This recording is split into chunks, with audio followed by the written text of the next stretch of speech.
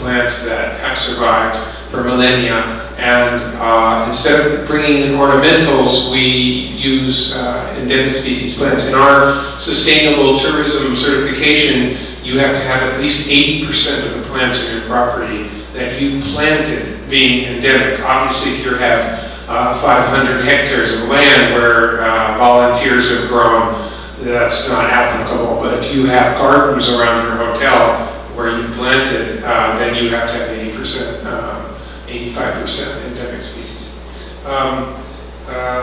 Recycling organic waste we use for composting and create vermiculture, worm beds. This helps tremendously in gardening and in fertilizing. In our case, we're a coffee plantation as well, so we use the effluent from the worms to create a kind of black gold liquid fertilizer, which saves us a tremendous amount of money economically speaking. It's one of the best things we do because we can use it to fertilize our coffee as well as our other plants. We also take all the pulp from the coffee production and make a compost, a bokacha with that, using some other ingredients.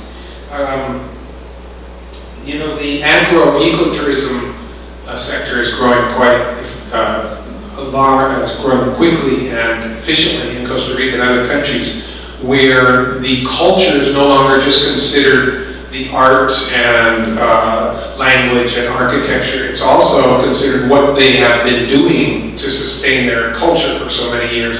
And agriculture, of course, is huge in almost every country.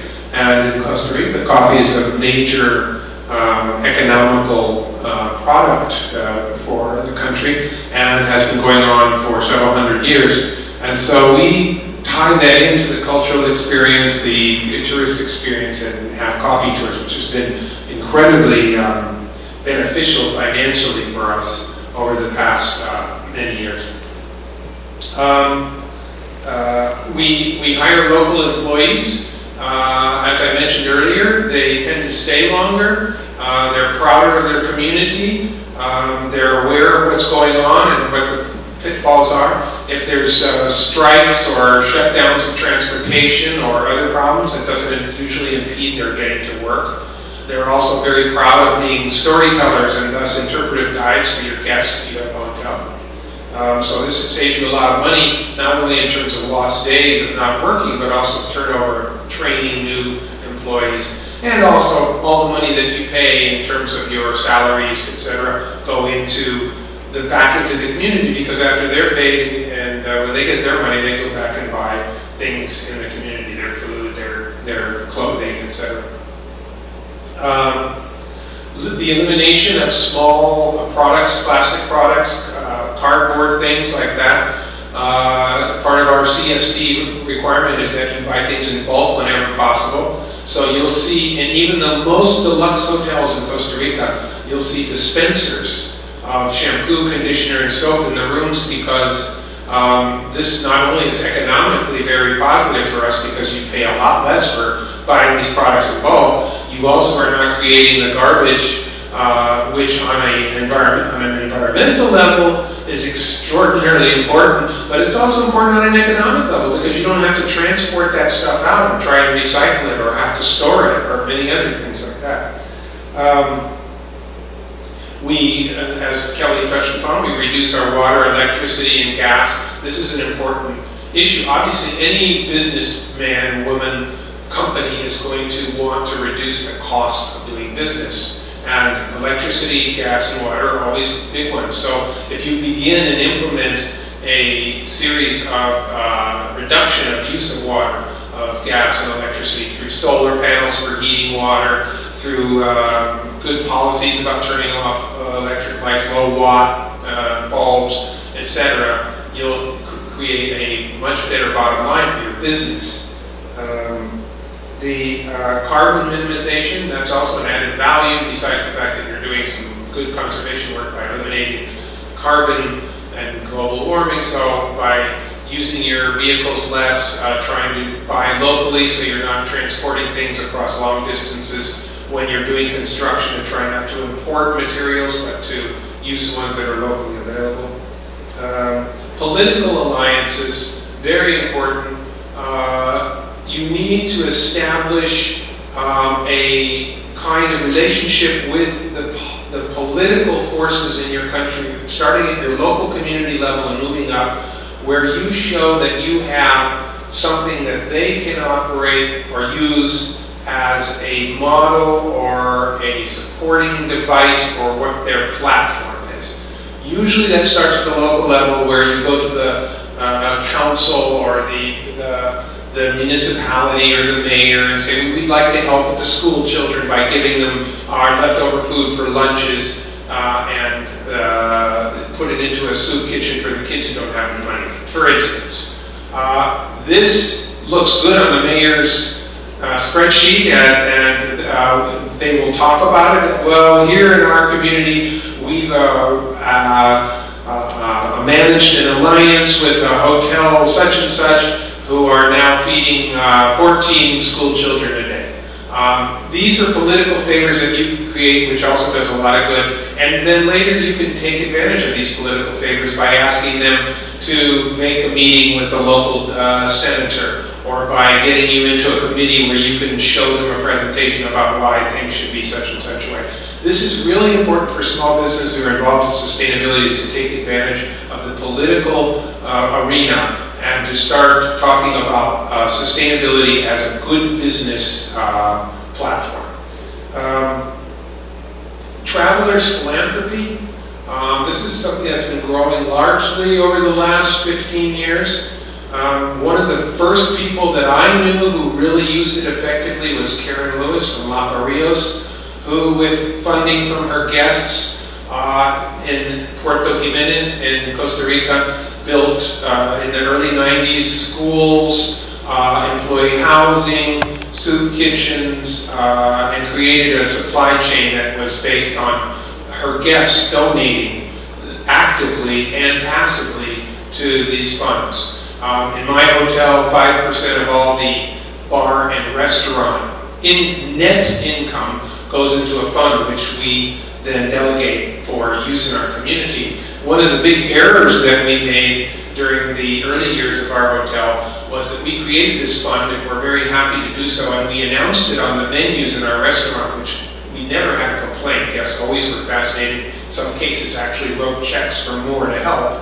But we gave this money to the local community to work on projects, and we realized that the local community, like any community anywhere in the world, have their own ulterior motives and are going to use the money the way they think that it should be used, and in many cases it's not a very healthy use. So over the years of realizing that the money was being spent on things that we didn't particularly care about or were not exactly what we intended, we started to change the way we worked with the community, and also in terms of the power of each dollar that we donated. We wanted to have the best results possible. We gave them the opportunity to provide us with a list of projects that they thought would be important in their community. From that list of projects, we chose what fit best into our philosophy and vision of how the money should be spent. And from there, we took it and ran.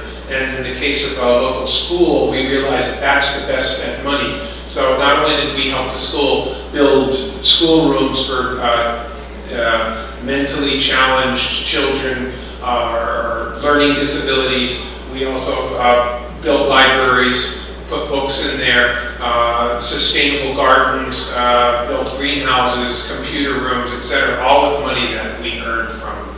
Yes? Yeah, and I asked them to send me a list of things they need, whether it's food for the school, it's just personal supplies, Yeah. I was asking teachers to send me a list, Right. So that we can buy things or we give them the money.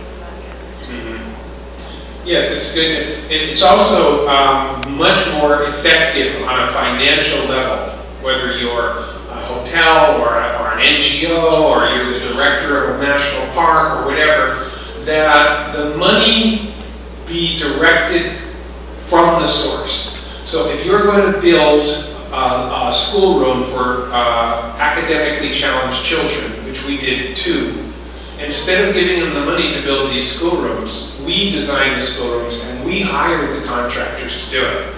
This not only facilitates the thing getting done better and faster and more effectively, it adds a financial incentive to the contractors because they say, well, this hotel or this tourist entity is financing this. If I do a good job, they might hire me to do more. So you have a kind of control and a little bit of an incentive there. You want to make sure that the money goes. Exactly. And of course, in the best case scenario, you're going to hire a local contractor who also maybe even has children, in our case, in that school. So it's a very nice. I'll tell you a really wonderful story. After many years of supporting the school, I was driving one day on my way to a meeting, and I was in our barrio, our neighborhood, and I drove by the sign that indicated where our hotel was on the road had fallen down. A car had hit it, or had just fallen down, or I don't know, the wood had rotted underneath. And on my way to my meeting, I thought, when I get back, I got to call the hotel and tell them to go fix it. And when I came back several hours later in the afternoon, driving home, there was a group of parents from the school planting the sign back up and pouring a concrete base for it, just to help us out. The sign was planted on one of our school children's parents' home property, which was on a corner. And it almost moved me to tears, because it's not something that you would expect, and I'm sure it doesn't happen that often, but it was like as good as an example as you could ever want from this thing of supporting and having it come back and helping you. So financially, that again shows up. I didn't have to pay for a new sign. There's all these ramifications of doing good that come back as financial positives. When you have a store or you have non-essential activities, like at a national park, you might have a little store where people can come in and see pictures of the park, or learn about how the park got to be nationalized, etc. All the information in the area to help maybe stimulate some of the economical benefits of that area. You want to buy and work with local people as much as possible, because then you create a support system inside the community, and you're buying things that are from your community. So these things are always positive economically for your business. I'm not going to spend too much more time because we're running a little late, but I wanted to talk to you about a project that we're doing, and I hope that you will be able to communicate with me later about this, because it's still in its incipient stages. And I think it's a very important project. I wrote it a few years ago in bits and pieces, and then kept adding to it, and finally last year, or the year before, I presented it to our Planet People Peace Conference. It's a project called Incenso, which is Incentives for Sustainability. And what it does is attacks the problem that's an international problem, of how do we get developers or governments or people who are involved in creating new projects, hotels, recreational areas, roads, whatever.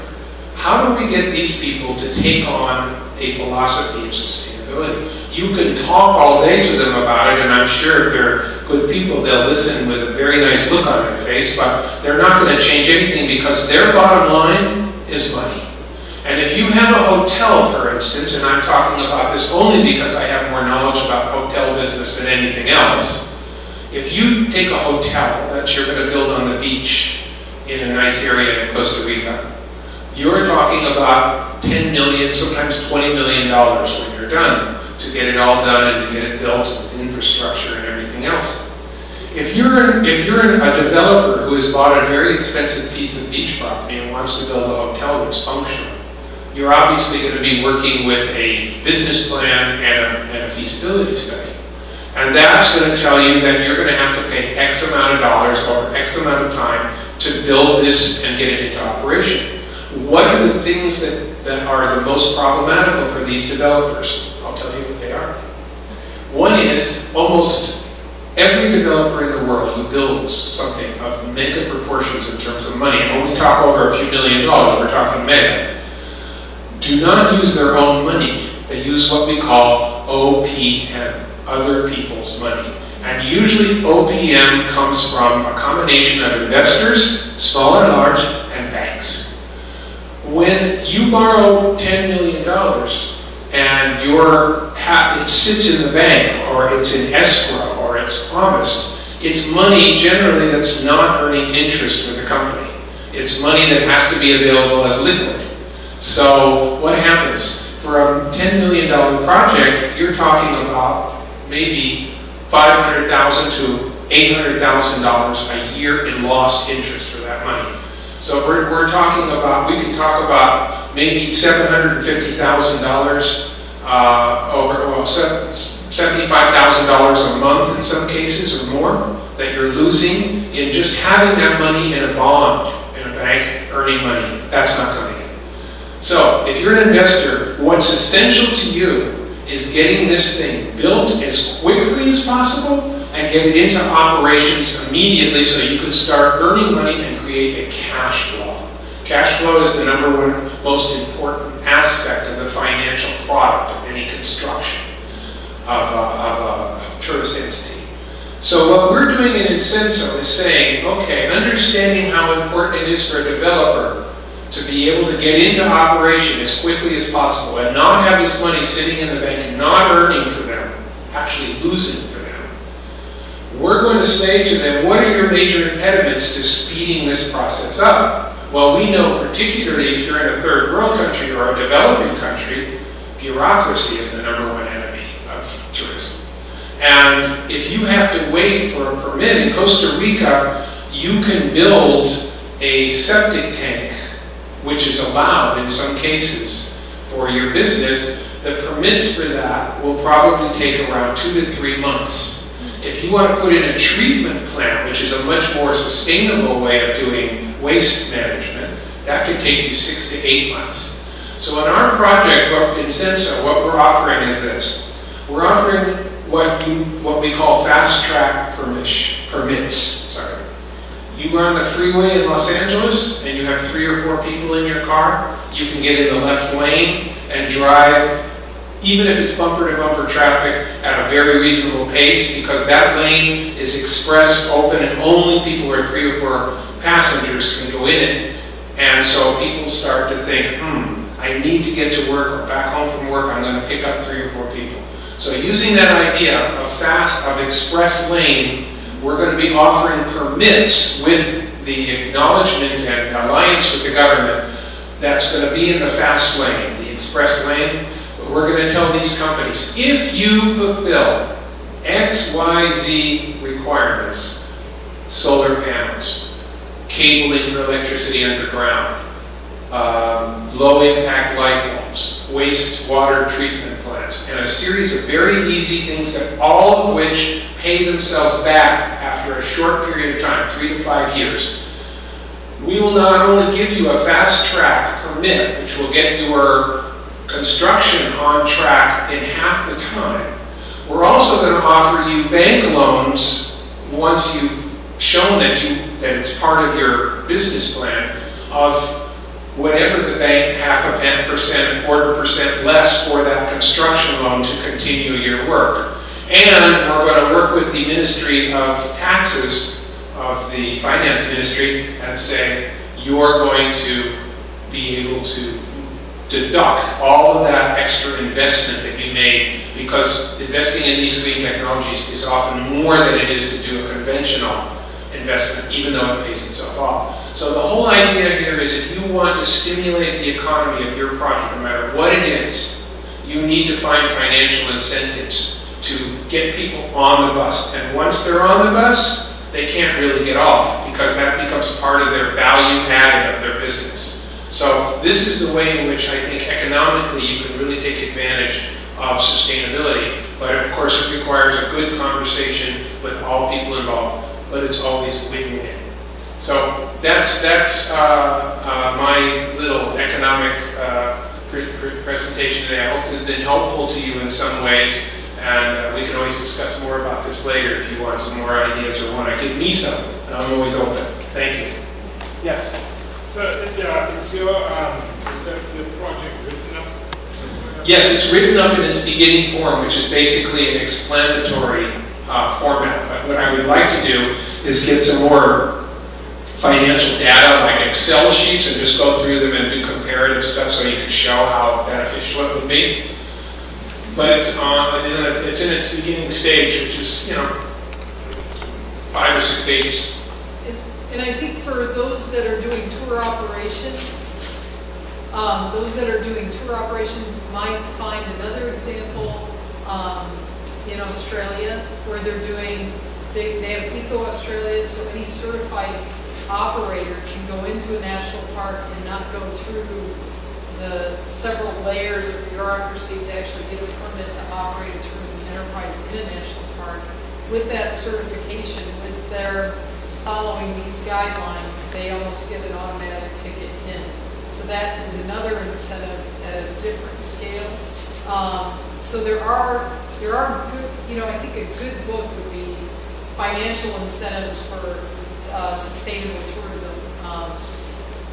But there's a lot of good examples like that. And there's also a report out by United Nations Environmental Program called the Green Economy Report. And there's a special segment on tourism specifically that identifies these types of different various cost-saving incentives and why people should invest